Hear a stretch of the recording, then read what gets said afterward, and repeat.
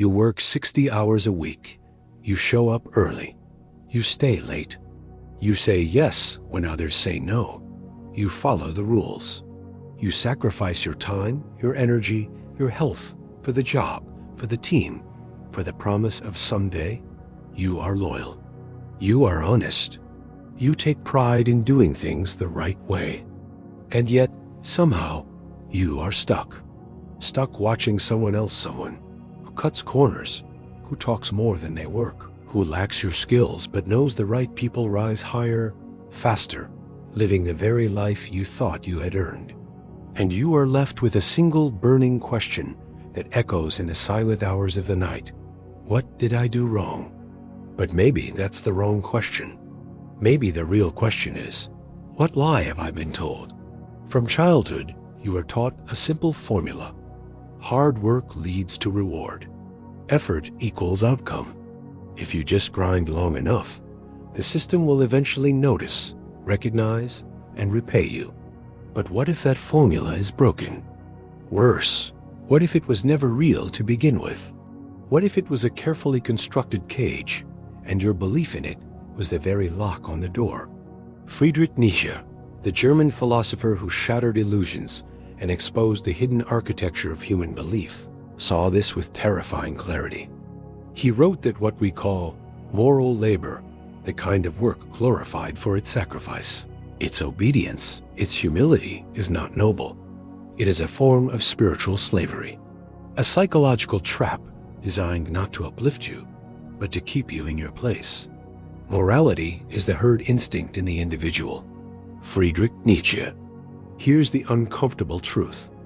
In a world where power determines outcomes, morality is often used as a weapon to control those who have none. You were taught that virtue is its own reward, that if you just kept your head down and stayed good, life would eventually be fair. But life isn't fair. Life is competitive. Life is political. And the system you so faithfully serve doesn't reward virtue. It rewards value. And not the value you create with your hands, but the value you control with your mind. Virtue is a story. Value is a weapon. That is why the nurse pulling a 12-hour shift, literally saving lives, gets paid less than the TikTok influencer selling a get-rich-quick course from a rented Lamborghini. That is why the blue-collar worker who breaks his back every day will retire with barely enough, while someone who manipulates markets walks away with millions. It is not your fault that you believe the myth. In fact, the myth was designed precisely for people like you, to keep you obedient, to keep you working, to keep you from asking the dangerous questions. Who benefits from my loyalty? Who profits from my exhaustion? Why does the system praise hard work with words, but reward something else entirely with capital? Nietzsche didn't say, you should stop working. He didn't glorify laziness or selfishness. What he challenged was the idea that obedient labor is inherently moral, that to suffer without reward is somehow sacred, that virtue means submission. He called this mindset slave morality, a belief system born not from strength, but from weakness, not from power, but from fear. What is good?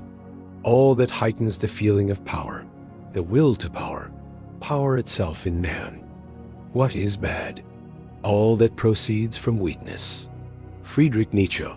If you feel stuck despite doing everything right, you are not crazy. You are waking up. You are beginning to see that the world isn't malfunctioning. It's functioning exactly as it was built. To understand this, we must go deeper. We must look at the foundation of the values we've been taught. Nietzsche drew a sharp line between two competing moral systems that govern all of human interaction: master morality and slave morality. Master morality is born from strength. It is the morality of the noble, the creator, the sovereign individual. It celebrates ambition, boldness, creativity, and the will to power.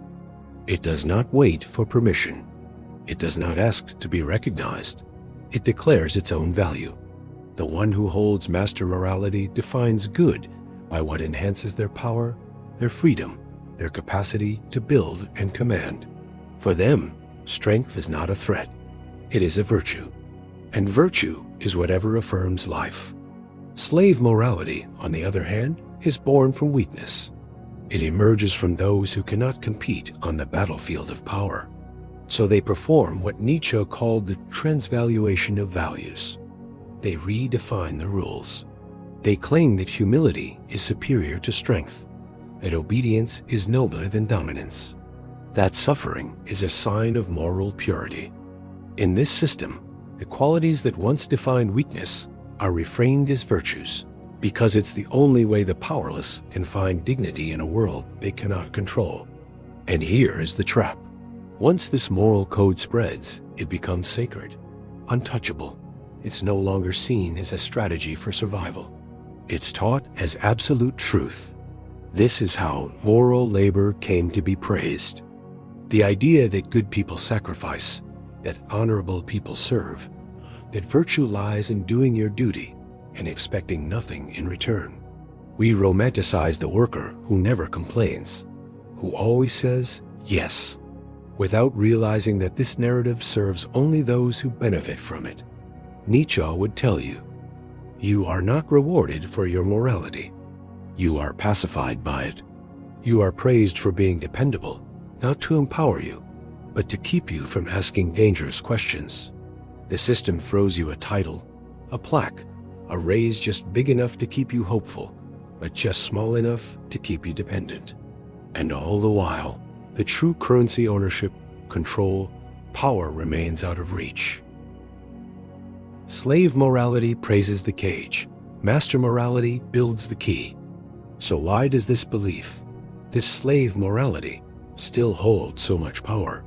Why do millions of hardworking men and women continue to chase a promise that rarely delivers? The answer isn't just economic, it's deeply psychological.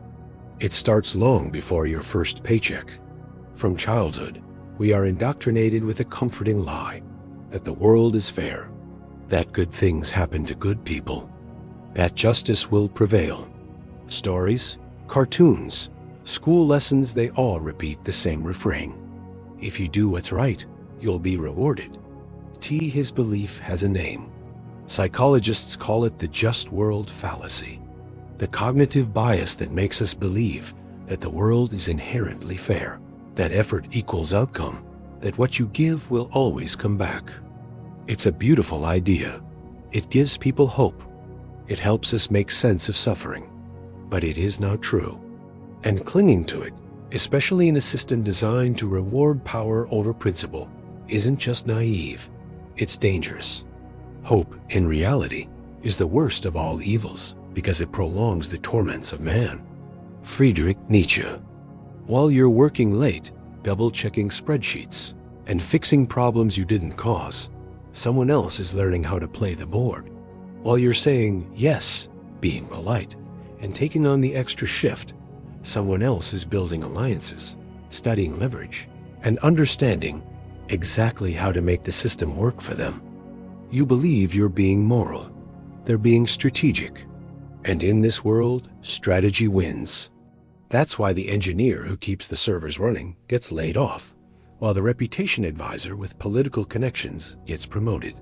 That's why the nurse loses her weekend bonus, but the hospital's PR budget doubles. You were taught to trust the system. They were taught how to master it. And here's where it gets cruel. The system doesn't just fail to reward hard work. It uses your belief in fairness to keep you locked in place. Your hope is your chain. The longer you wait for your virtue to be noticed, the easier you are to control.